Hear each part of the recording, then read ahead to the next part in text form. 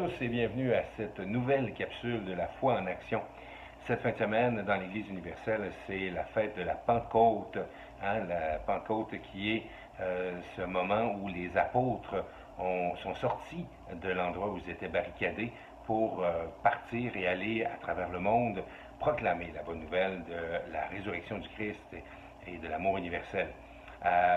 C'est peut-être un petit peu comme pour nous avec le déconfinement. Bon, enfin, on n'ira pas trop loin avec ces comparaisons-là.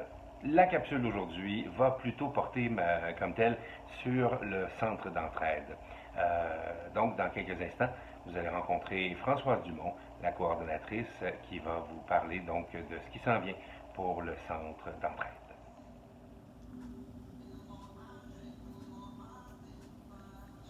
Bonjour, alors je me présente, Françoise Dumont, coordonnatrice au centre d'entraide de Mascouche, et je prends quelques minutes pour vous expliquer la situation due à la pandémie du coronavirus, la situation qui se passe présentement au centre d'entraide.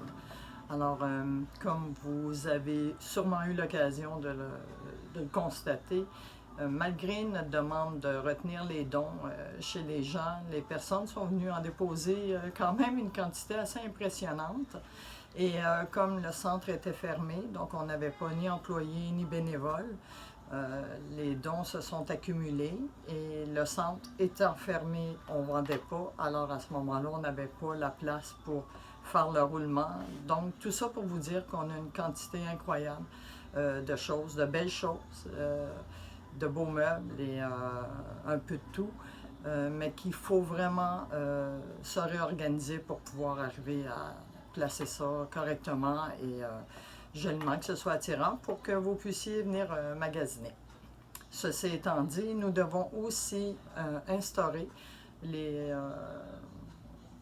mesures sanitaires recommandées par le gouvernement. D'ailleurs, nous sommes encore en attente du 6 qui va nous produire un document pour les organismes tels que le nôtre qui reçoit des dons de toutes sortes venant de différents endroits qui devront passer une certaine quarantaine, un certain temps en quarantaine.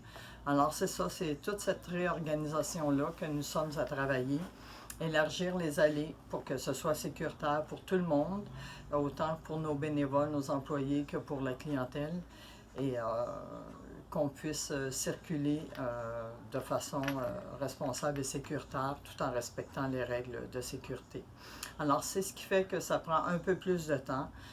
La raison pour laquelle nous avons autorisé l'installation d'une clôture et même barré tout le tour du centre, c'est que les gens continuaient de déposer sans cesse, donc ça ne permettait pas, ça ne laissait pas le temps de pouvoir s'organiser, placer, transférer, si je peux dire, dans des conteneurs. On a même loué des conteneurs pour pouvoir placer les dons en attendant de les remettre sur le plancher. Alors, tout ça demande beaucoup c'est un exercice particulier de réorganisation et de logistique. Donc, on fait de notre mieux, on travaille très fort pour vous offrir un centre sécuritaire pour tout le monde, attirant, accueillant, et tout ça avec le sourire.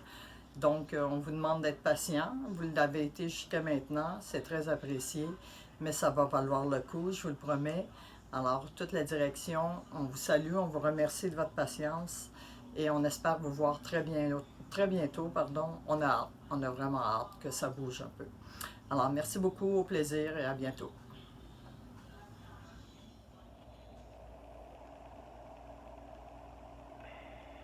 Merci beaucoup, Françoise.